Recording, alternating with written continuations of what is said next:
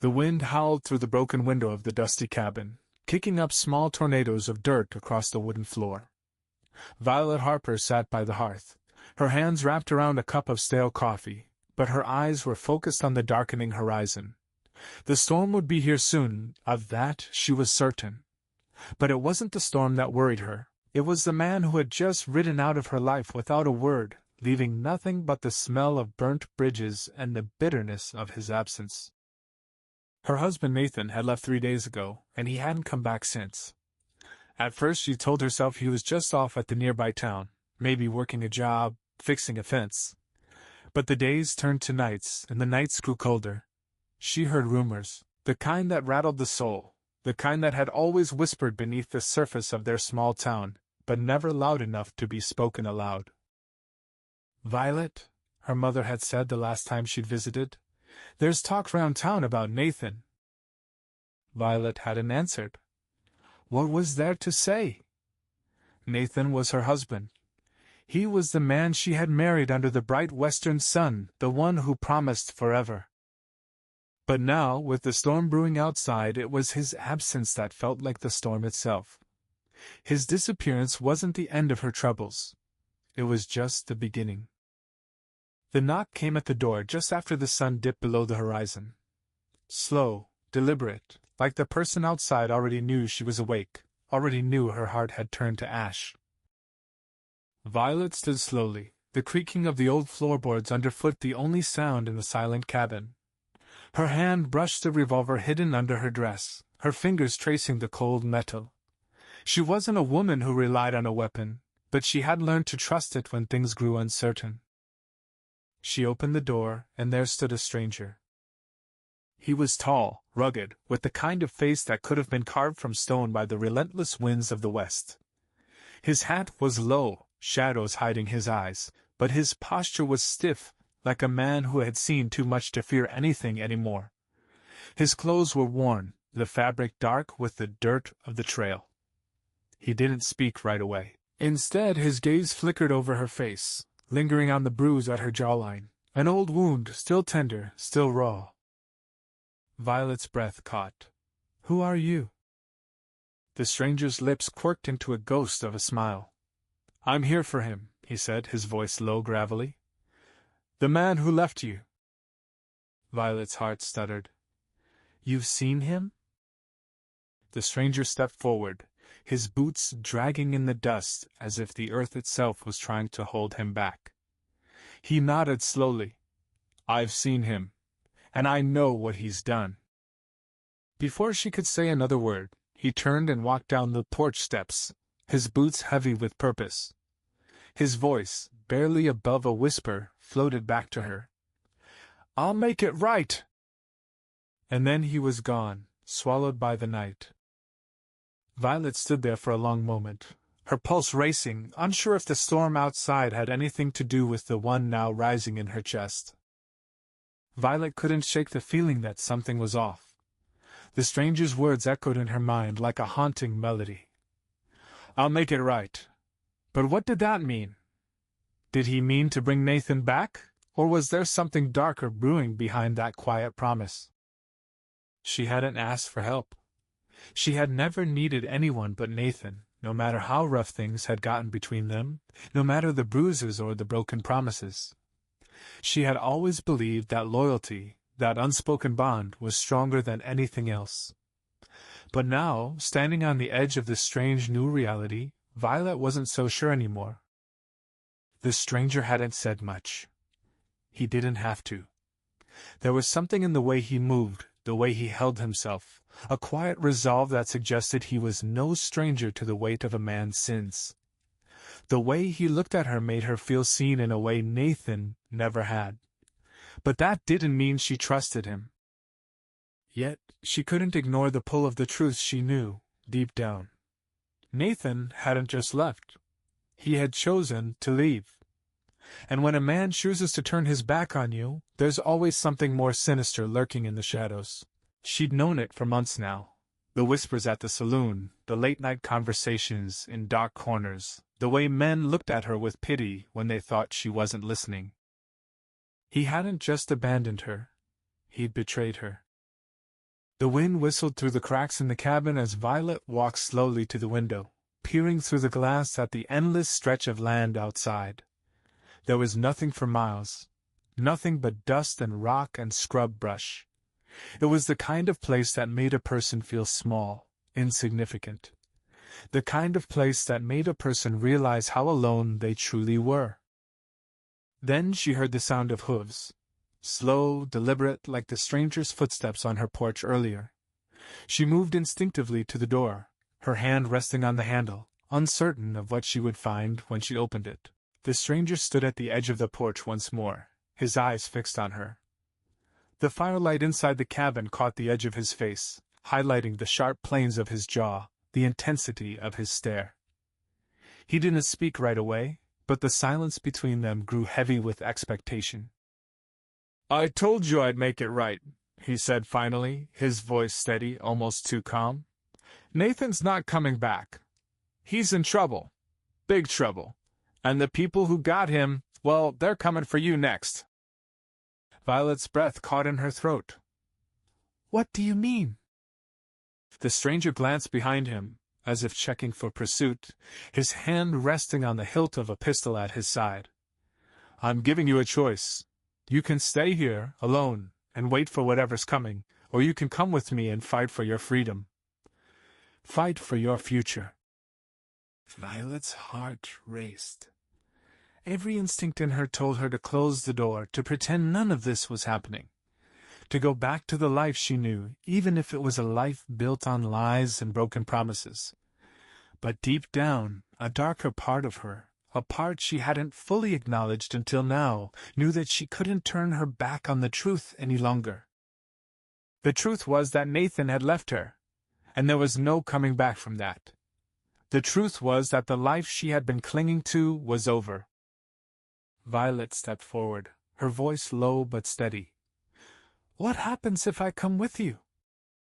The stranger's eyes darkened, a flicker of something dangerous flashing across his face. "You'll face things you've never imagined. But you'll be free. I'll make sure of that." Violet hesitated for only a moment. She didn't want to fight. She didn't want blood on her hands. But she also didn't want to be the woman Nathan had left behind, the woman too broken to move forward. She opened the door fully, her hand brushing against the cold metal of the revolver still tucked in her waistband. The stranger's eyes flickered to it, then back to her, as if measuring her resolve. "Let's go," she said, her voice steady but filled with a fear she couldn't hide. And with that, they both turned toward the darkness, stepping out into the unknown. The night felt different now, heavier, as if the air itself had thickened with the promise of danger. Violet rode alongside the stranger. His name, as he had revealed, was Jude, his horse's steady gait matching the rhythm of her own. The moon hung low, casting long, jagged shadows across the barren landscape, but every step forward felt like a step further from everything she had ever known. The cabin, Nathan's betrayal, the life that had crumbled around her, it all seemed a world away now, swallowed by the endless stretch of dark earth before them. They traveled in silence, the only sound the soft clink of tack and the distant creak of leather.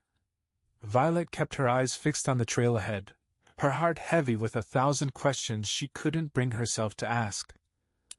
What did Jude know about Nathan's disappearance? And why had he come to her of all people to offer this strange form of salvation? Jude hadn't explained much about what was coming. He only told her that time was running out, that the men who were after Nathan were ruthless, and that if they didn't reach the town of Ironwood by dawn, they'd never make it out alive. But that was all he offered. No details, no promises, just a grim certainty that felt like a knot tightening in Violet's chest. Hours passed before Jude finally spoke. His voice cut through the night like a knife, low and steady.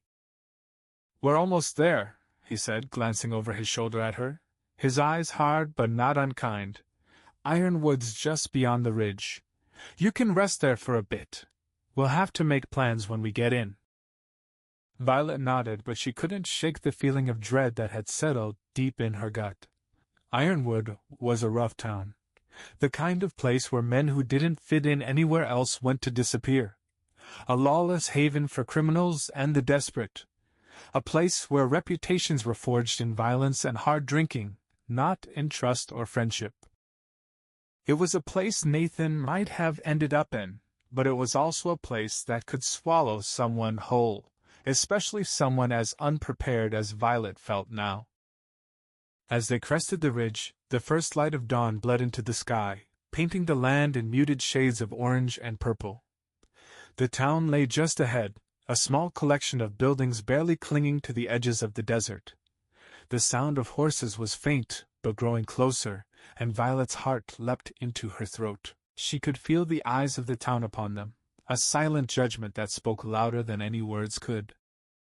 Suddenly, Jude's horse tensed beneath him, his hand snapping to his gun belt in a fluid motion. He gave Violet a sharp glance. "Stay close," he warned, his voice a growl. She barely had time to respond before a group of riders appeared, kicking up a cloud of dust as they galloped toward them. There were 4 of them, rough men, their faces hidden by the dust and the shadow of their wide-brimmed hats. But Violet recognized the way they rode, like wolves closing in on their prey. Jude didn't hesitate. His hand was already on the revolver at his side, fingers brushing the worn leather of the grip as his eyes narrowed. Violet's breath caught in her throat as she tried to steady her hands. She wasn't a fighter. She never needed to be. But the cold certainty in Jude's eyes told her that now wasn't the time for hesitation. The riders drew closer, and the one in the lead called out, his voice carrying across the empty desert like the crack of a whip. "Jude Wells!" the man shouted, a grin spreading across his scarred face. "We figured you'd come crawling back sooner or later. You've got a lot of nerve showing your face around here again." Jude didn't flinch. His voice was calm, but there was a hardness to it that made Violet's pulse race. "I'm not here to talk. I'm here for Nathan." The man laughed, the sound hollow and mocking. "Nathan? You mean that rat who ran off and left his wife to fend for herself?" He spat on the ground, his eyes flicking over to Violet. "We've got no use for men like that. But if you're looking for him, I can tell you where to find him. Ain't gonna be pretty, though." Violet's stomach turned. She had to swallow down the bile rising in her throat. "Where is he?" she demanded, her voice sharper than she intended. "What have you done to him?" The rider's grin widened, showing yellowed teeth. "He's still breathing, for now. But that ain't gonna last long. The boss wants him out of the picture, and once the boss decides something, well, you know how it goes." Jude's hand tightened on his gun, and for a moment Violet thought the tension would snap. But then the rider's expression darkened, and the other 3 men dismounted, spreading out like wolves circling their prey. "You think you can just waltz in here and take him?" the leader sneered. "You think you're still the same man you were?" Jude's voice was as cold as ice. "I'm better than I was." The air seemed to hold its breath as both sides stared each other down. Then, without warning, the riders moved, 2 lunging toward Jude, the others closing in on Violet. Everything happened too fast. The sound of hooves pounding the ground, the snap of leather as gun hands were drawn, and the sharp crack of a bullet ricocheting off a nearby rock. The standoff had begun. Violet's heart raced. There was no turning back now. The standoff hung heavy in the air like a thunderstorm waiting to break. Violet could feel the cold sweat on the back of her neck, the weight of the revolver against her side, her fingers trembling, not from fear but from the overwhelming sense that everything had led her here, this impossible moment of life or death, where every decision, every movement could change the course of her fate. The riders flanked them, but it wasn't just the men who made her uneasy. It was the silence that followed. The tension between Jude and the leader of the riders, 2 men with history, 2 men who understood each other in ways that felt more dangerous than anything Violet had ever faced. The leader's voice broke the stillness again, his tone laced with cruel amusement. "So this is how it ends, huh? You dragged some innocent woman into this mess. You always were a fool, Jude. Jude didn't flinch. His face remained impassive, but Violet could see the muscles in his jaw tighten, a sign that this wasn't just business for him. There was something personal in this fight, something buried deep beneath the surface. She didn't know what it was, but she could feel it now, pulsing in the air between them. She shifted slightly on her horse, trying to keep her eyes on the men around her, but her gaze kept drifting back to Jude. For a brief moment she saw something else in him, a flicker of humanity beneath the hardened exterior. His hand wasn't tight on his gun anymore, but resting there, almost as if he had accepted the fact that violence might be unavoidable. And that moment, small, fleeting as it was, stirred something in her. For the first time in days, Violet felt a pang of connection, not just to Jude, but to the possibility of something different, something beyond survival. Jude's voice was low, barely audible, but Violet caught every word. "I didn't want this for you. I didn't want to drag you into any of this." His eyes flickered to her for just a second, softening. "But I'll get you out. I promise. No matter what." Her heart skipped a beat at his words. They weren't just the words of a man offering a simple escape. There was something deeper there, an unspoken understanding. He wasn't just fighting for Nathan or for revenge. He was fighting for her freedom. And that meant something. But just as quickly as the softness came, it vanished, replaced by the grim reality of what lay before them. The leader of the riders stepped forward, his eyes narrowing, a knife-sharp grin splitting his face. "I should have known you'd come back, Jude," he sneered, his voice thick with venom. "You were always a loyal dog. But dogs don't get to live past their usefulness. You're already past yours." Violet's chest tightened. She could feel the weight of his words, the suffocating certainty of death hanging over them. She wasn't sure if she believed in what Jude had promised her anymore. Was it really possible to escape? Could they really make it out alive? But then, in that fleeting moment, something happened. Jude shifted on his horse, his gaze narrowing, and in one fluid motion he drew his revolver, the sharp sound of it snapping the silence like a whip crack. The first shot rang out, loud, deafening. The rider in front of Violet dropped to the ground without a sound. She didn't see it happen, but she heard the thud of his body hitting the earth, and the way the other riders hesitated for just a split second, the shock evident in their eyes. Jude had already moved, his second shot finding its mark in the shoulder of the rider to his left. Chaos erupted in the blink of an eye. Violet's instincts kicked in, and she reached for her own gun. The familiar weight was a comfort now, her grip steady despite the chaos. The two remaining riders circled, their horses snorting and skittering, but they were off balance. They weren't expecting this fight, not from Jude, and certainly not from her. Violet raised her weapon, her heart pounding in her chest as she aimed at the man closest to her.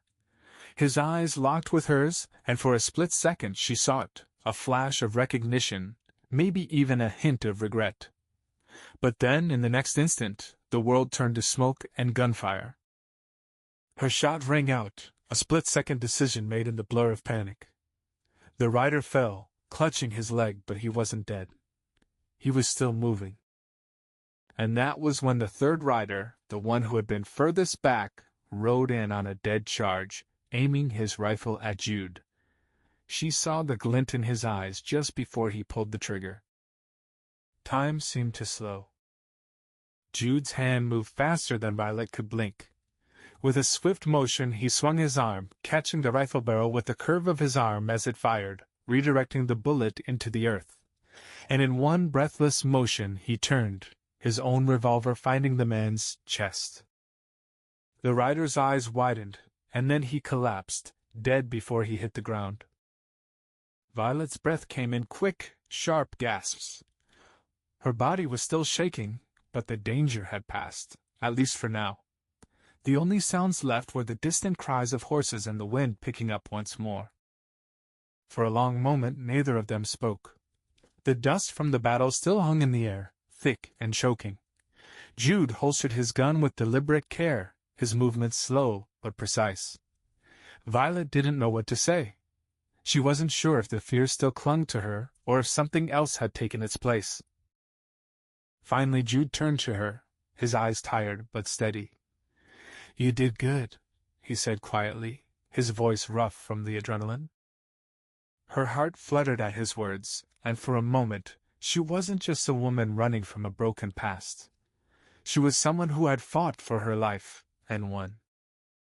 But before she could respond, Jude's expression darkened again, his eyes scanning the horizon. His hand hovered near his gun once more. "There's more coming," he muttered, as if the danger had never really left.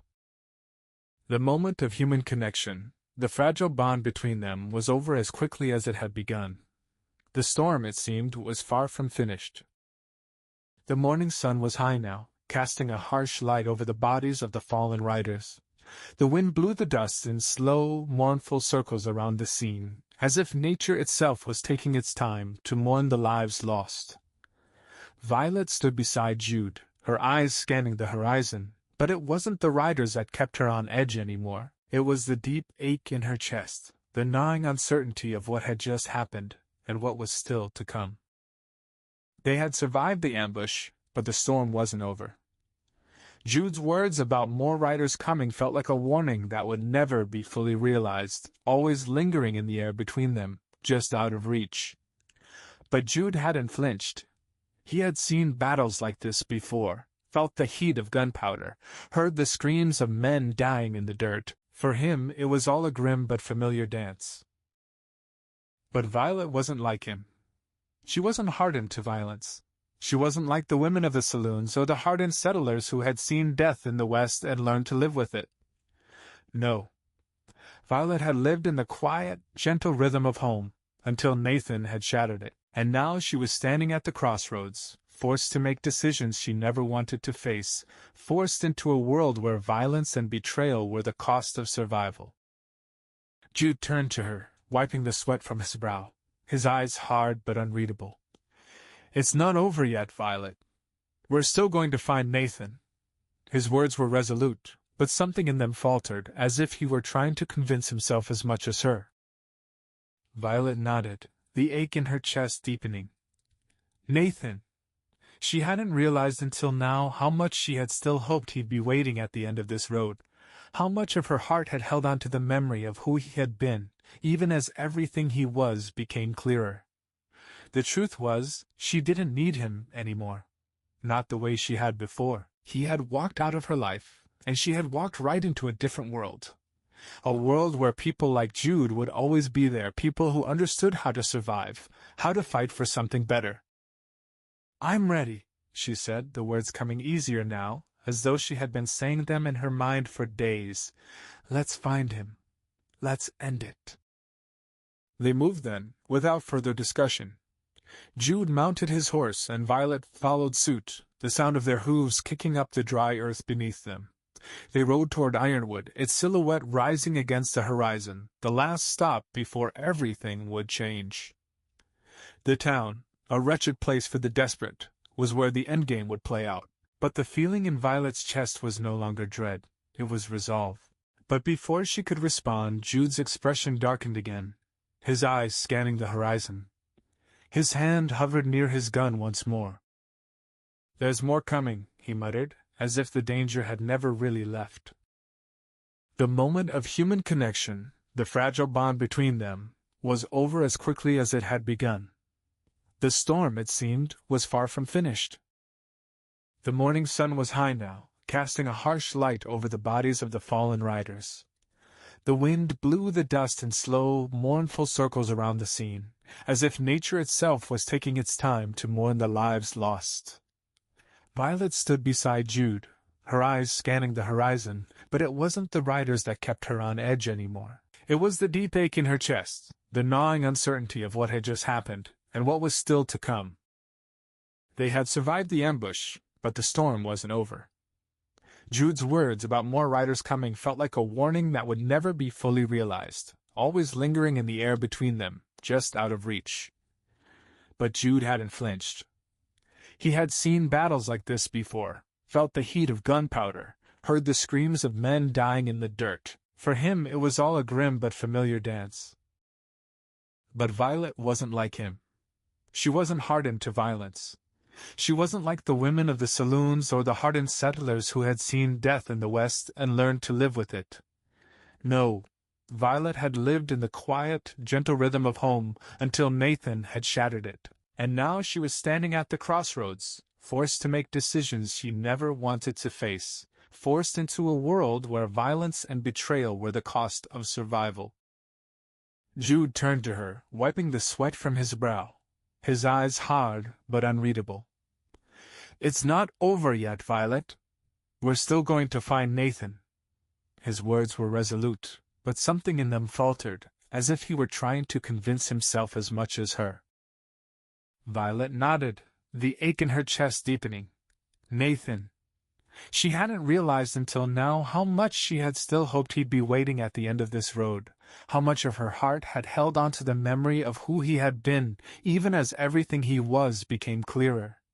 The truth was, she didn't need him anymore. Not the way she had before. He had walked out of her life, and she had walked right into a different world. A world where people like Jude would always be there, people who understood how to survive, how to fight for something better.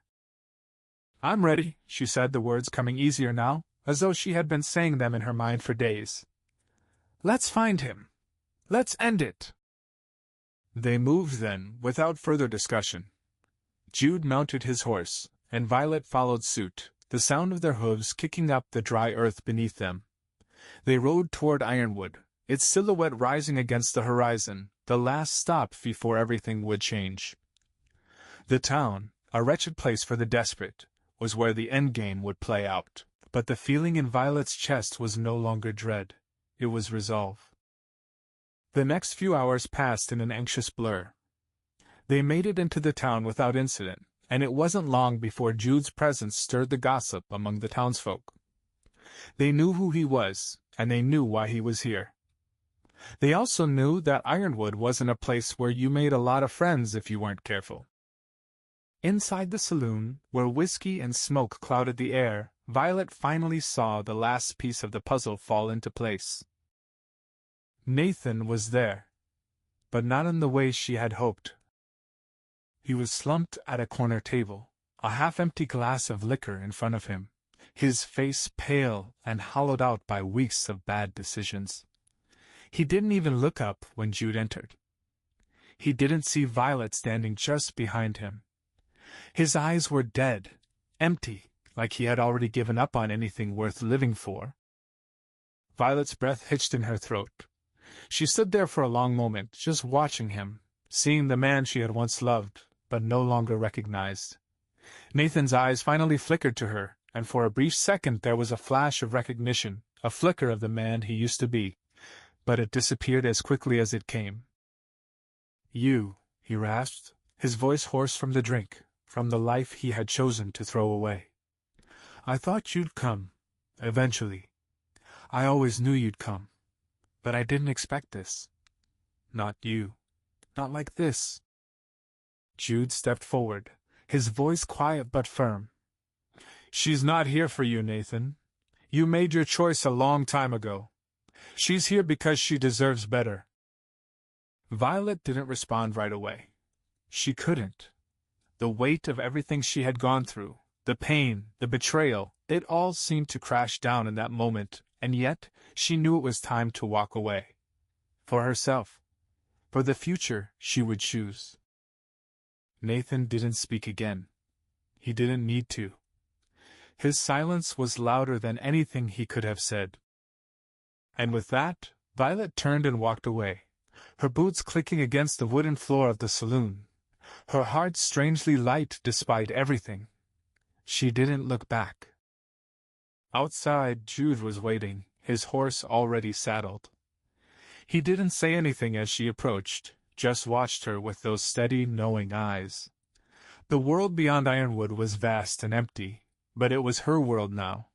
She didn't have to go back to a life built on betrayal. She didn't have to be the woman who waited, who wondered if the man who had left her would ever come back. "I'm ready for whatever comes next," she said, her voice firm now, without hesitation. Jude nodded, a rare, brief smile flickering on his lips. "Good. Because the road ahead isn't easy. But at least you're not walking it alone." The two of them rode off, the sun sinking low behind them, casting a long shadow across the wide, empty land. It wasn't a perfect ending, but it was hers. And in that moment, as the last light of day disappeared behind the horizon, Violet Harper knew that the hardest part was over. The last image of the west, the dust kicked up by their horses' hooves, the flicker of a fading sunset, and the promise that the future, for the first time in a long while, was hers to shape. And that was enough.